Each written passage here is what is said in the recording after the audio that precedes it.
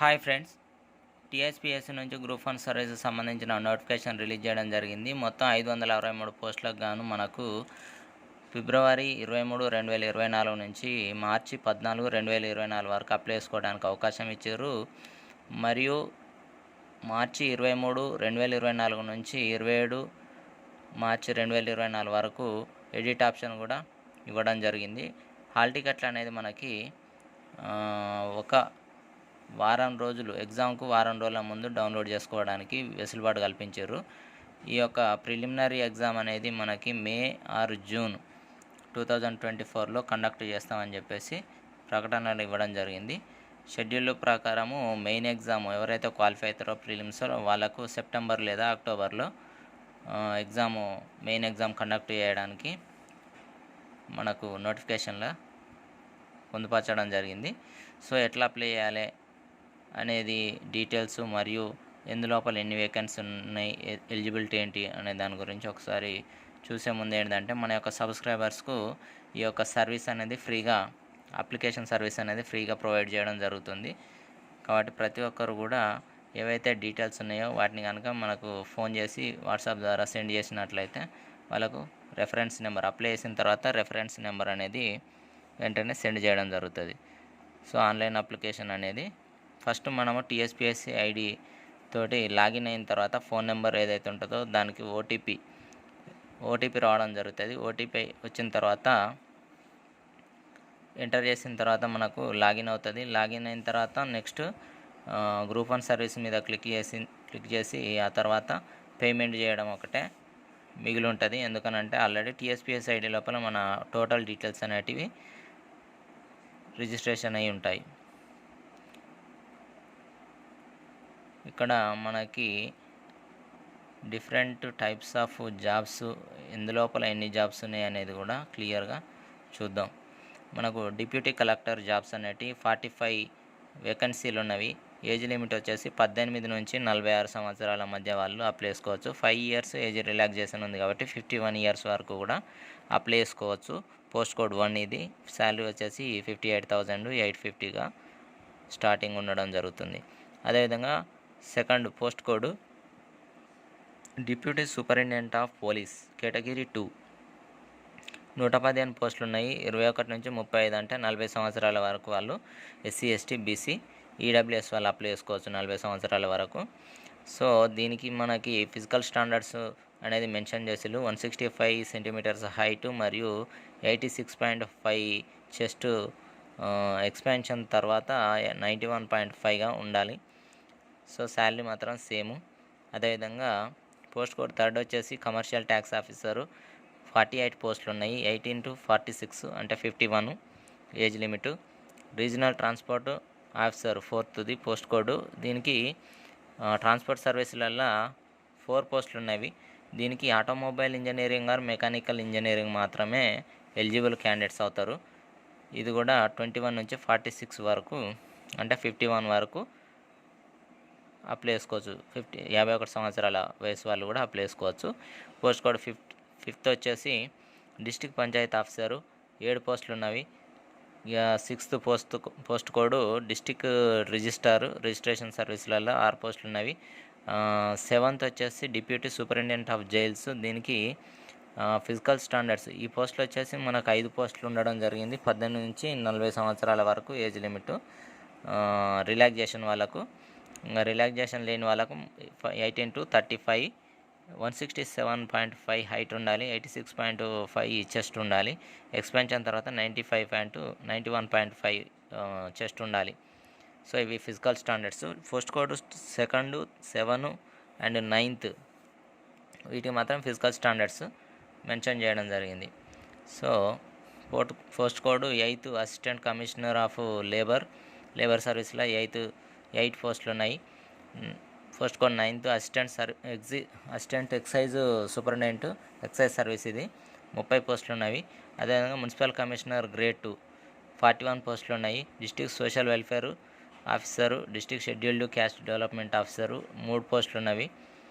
అదే కాకుండా district backward classes welfare officer including assistant director, district backward classes development officer ఇవి 5 పోస్టులు ఉన్నవి. పోస్ట్ కోడ్ 13 వచ్చేసి డిస్ట్రిక్ట్ ట్రైబల్ వెల్ఫేర్ ఆఫీసరు 2 ఉన్నవి పోస్టులు. నెక్స్ట్ డిస్ట్రిక్ట్ ఎంప్లాయ్మెంట్ ఆఫీసరు 5 పోస్టులు ఉన్నవి. అదేవిధంగా అడ్మినిస్ట్రేటివ్ ఆఫీసర్ ఇంక్లూడింగ్ లే secretary and treasure grade 2 medical and health service సంబంధించింది 20 పోస్టులు ఉండడం జరిగింది. అదేవిధంగా assistant treasury officer, assistant account officer, assistant lecturer in the training college and school treasury and account services సంబంధించి 38 పోస్టులు. అసిస్టెంట్ ఆడిట్ ఆఫీసరు 41 పోస్టులు.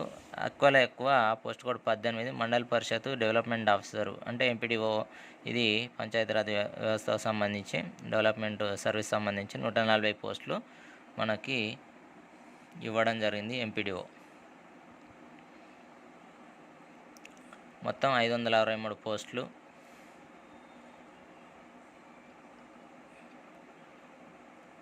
ఈ యొక్క పోస్టులకు ఎలిజిబిలిటీ వచ్చేసి ఎనీ డిగ్రీ, ఒక ఆర్టీఓ తప్ప మిగిలిన వాటన్నిటికీ ఎనీ డిగ్రీ మెన్షన్ చేసిళ్ళు.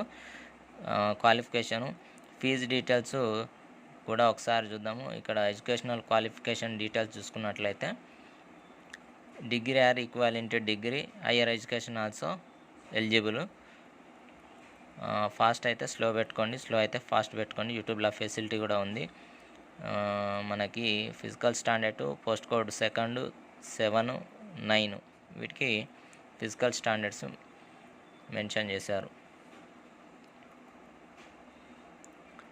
ఇక్కడ చూసుకున్నట్లయితే equivalent degree, physical equipment post code 2 and 9 కూడా క్లియర్గా ఇవ్వడం జరిగింది. 165 సెంటీమీటర్స్, 86.3 సెంటీమీటర్స్.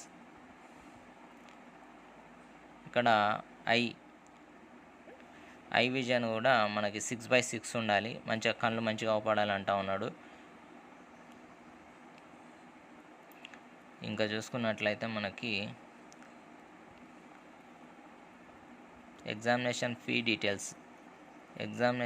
డీటెయిల్స్ వచ్చేసి అప్లికేషన్ ప్రాసెస్ ఫీజు వచ్చేసి 200.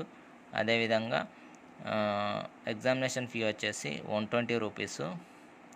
So all the unemployees Telangana district సంబంధించిన వాళ్ళకి ఈ 120 ఎగ్జామినేషన్ ఫీ అనేది ఎగ్జామ్షన్ చేస్తున్నారు. కాబట్టి 200 వాళ్ళు పే చేస్తే సరిపోతుంది. ఇంతకుముందు అప్లై చేసిన వాళ్ళకు పే చేయాల్సిన అవసరం ఏం లేదు. వాళ్ళు కొత్తగా అప్లై చేసుకునే వాళ్ళు మాత్రమే ఈ విధంగా పే చేయాల్సి ఉంటుంది. ఇక మల్టీజోన్ 1, మల్టీజోన్ 2 ఇంతసేపు పోస్టులన్నీ కూడా మల్టీజోన్ 1 కింద పాత తెలంగాణ చూసుకున్నట్లయితే 10 జిల్లాలు ఉన్నప్పుడు ఆదిలాబాదు, నిజామాబాదు, కరీంనగరు, ఖమ్మము, మెదక్, వరంగల్ ఈ 6 డిస్టిక్లు మల్టీజోన్ 1 కింద కన్సిడర్ చేస్తూ ఉన్నారు. మల్టీజోన్ 2 కింద హైదరాబాదు, నల్గొండ, మహబూబ్ నగర్, రంగారెడ్డి ఈ 4 డిస్టిక్లను మల్టీజోన్ 2 కింద కన్సిడర్ చేస్తూ ఉన్నారు. ఏజ్ రిలాక్సేషన్ కూడా ఇక్కడ చూడండి మంచిగా క్లియర్గా ఇవ్వడం జరిగింది. Physical handicap 10 years, SC ST BCs and EWS 5 years, ex సర్వీస్మెన్కు 3 years, ఎన్సీసీ వాళ్ళకు 3 years. ఈ విధంగా ఏజ్ కూడా పెట్టడం జరిగింది. హౌ టు అప్లై ఇక్కడ మనకు అప్లికేషన్ డీటెయిల్స్ కూడా. సో మన ఛానల్ ద్వారా మన సబ్స్క్రైబర్స్కు మాత్రం ఈ యొక్క ఫ్రీ సర్వీస్, ఆన్లైన్ సర్వీస్ అనేది ప్రొవైడ్ చేస్తూ ఉన్నాము. కాబట్టి 23వ తారీఖు నుంచి మన మొబైల్ నెంబర్కి కాల్ చేసి డైరెక్ట్ 5 minutes లోపల అప్లై చేసుకోవచ్చు ఎవరైనా కానీ. ఫీ డీటెయిల్స్ కూడా చూడండి. ఇక్కడ application process fee details 200 mention చేసేళ్ళు. ఇక్కడ 120 ఎగ్జామినేషన్ ఫీ. ఇది all unemployed candidates are exempted from payment of examination fee. వాళ్ళకి ఎగ్జామినేషన్ ఫీ అనేది మోడ్ ఆఫ్ పేమెంట్ చూసుకున్నట్లయితే PhonePe, Paytm, debit card, credit card, internet banking all సర్వీస్లతోటి కూడా మనకి pay చేసుకునే వెసులుబాటు కల్పించారు. ఇంకా సెలక్షన్ ప్రాసెస్ చూసుకున్నట్లయితే ఫస్ట్ ప్రిలిమినరీ ఎగ్జామ్ ఉంటుంది, ఆబ్జెక్టివ్ టైప్స్. తర్వాత మెయిన్, డిస్క్రిప్టివ్, కన్వెన్షనల్ టైప్ ఉంటుంది. తర్వాత ఇంటర్వ్యూ ఉండడం జరుగుతుంది. సో ఈ యొక్క ఆబ్జెక్టివ్ టైప్ దాంట్లో general studies and mental abilities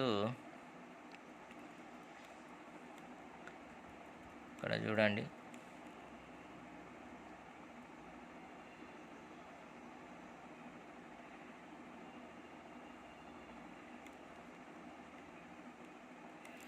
ఏది కూడా 40% ఓసీ వాళ్ళకు 35%, BC, EWS and SC ST వాళ్ళకు 30% ప్రతి దాంట్లో కూడా మినిమం రావాలి.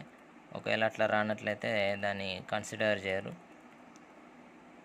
చూడండి ఇక్కడ పోస్టులు ఎక్కడ ఎన్ని ఉన్నాయి అనేది క్లియర్గా ఇవ్వడం జరిగింది. Post codes and multi zones పోస్టులు ఎందులోపల ఎన్ని ఉన్నాయి అనేది కూడా మంచిగా క్లియర్గా ఇవ్వడం జరిగింది. జాగ్రత్తగా చూడండి.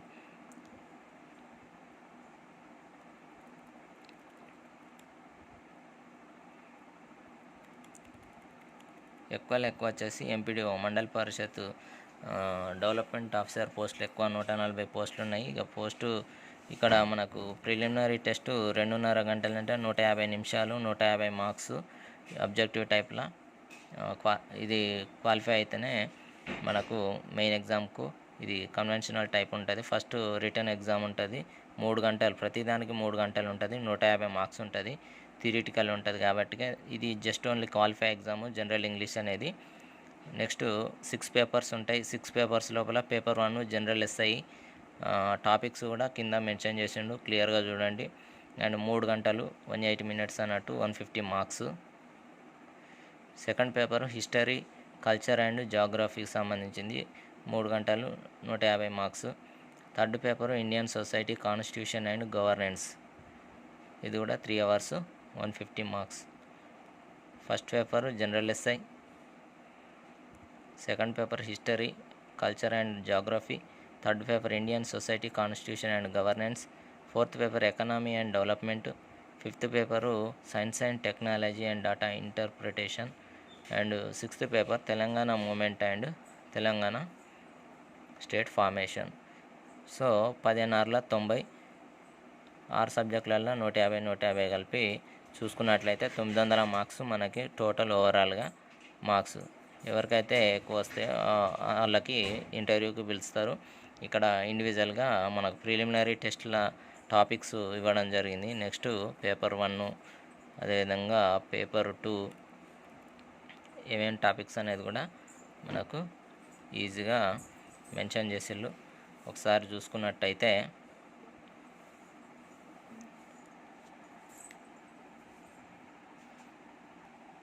పేపర్ 2 చూసుకున్నట్లయితే ఇక్కడ క్లియర్గా టాపిక్స్ ఇవ్వడం జరిగింది. హిస్టరీ, కల్చర్ అండ్ జాగ్రఫీకి సంబంధించింది. థర్డ్ పేపర్ కూడా ఇండివిజువల్ టాపిక్స్ మనకు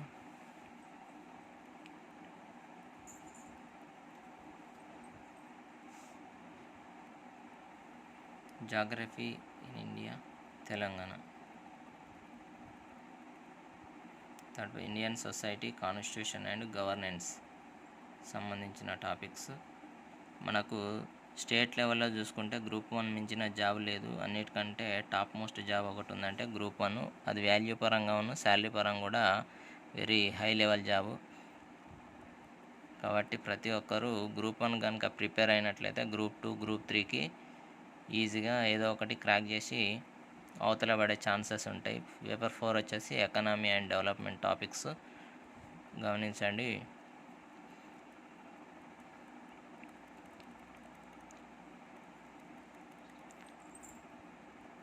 paper 5 science and technology interpretation, data interpretation topics కూడా ఇక్కడ క్లియర్గా మెన్షన్ చేయడం జరిగింది.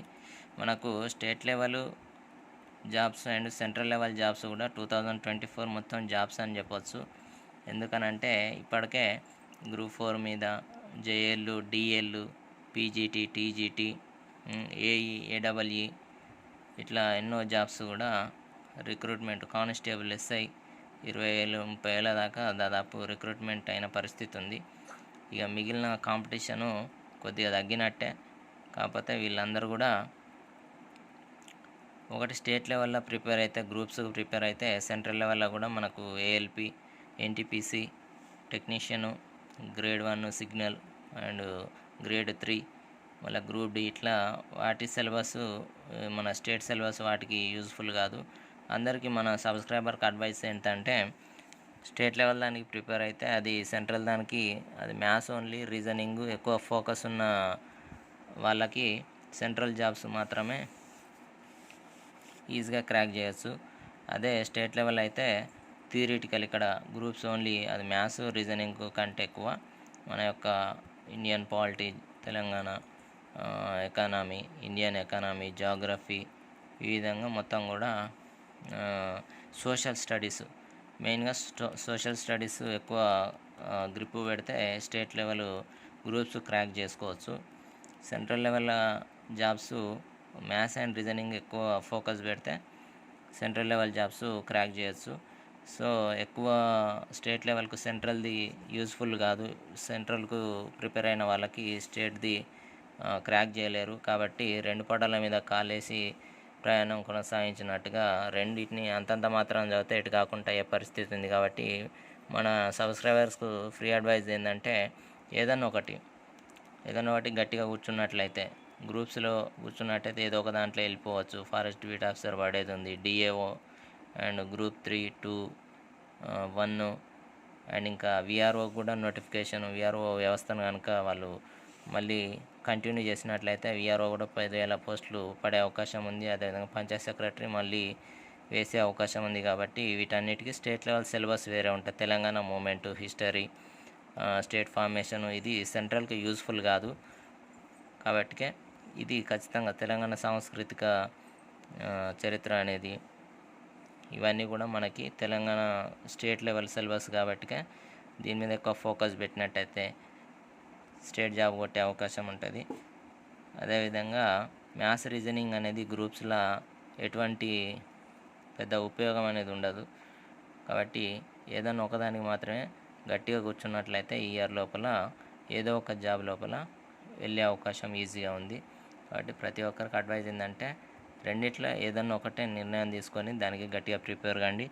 దేనికైనా కానీ ఇప్పుడైతే 23rd నుంచి మన యొక్క సబ్స్క్రైబర్స్కి ఈ యొక్క గ్రూప్ 1 సర్వీస్ అనేది ఫ్రీగా ప్రొవైడ్ చేయడం జరుగుతుంది. కాబట్టి ప్రతి ఒక్కరికి మన ఫోన్ నెంబర్ ఉన్నది మన యొక్క వీడియో లోపల, దానికి ఫోన్ చేసి వాళ్ళ డీటెయిల్స్ పంపితే మనము రెఫరెన్స్ నెంబర్ అనేది వాళ్ళ వాట్సాప్ నెంబర్కు పంపడం జరుగుతుంది. కాబట్టి ప్రతి ఒక్కరు కూడా ఈ యొక్క ఆన్లైన్ సర్వీస్ను వినియోగించుకోండి. మీ ఫ్రెండ్స్కి కూడా షేర్ చేయండి. వాళ్ళు కూడా ఒకవేళ మన సర్వీసును వినియోగించుకుంటే మీరు కూడా హెల్ప్ చేసిన వాళ్ళు అవుతారు. ఇది అందరు రీచ్ అయ్యే విధంగా వీడియో లైక్ చేయండి, షేర్ చేయండి. మొదటిసారి ఛానల్ చూస్తున్నట్లయితే సబ్స్క్రైబ్ చేసుకోండి. Thank you very much.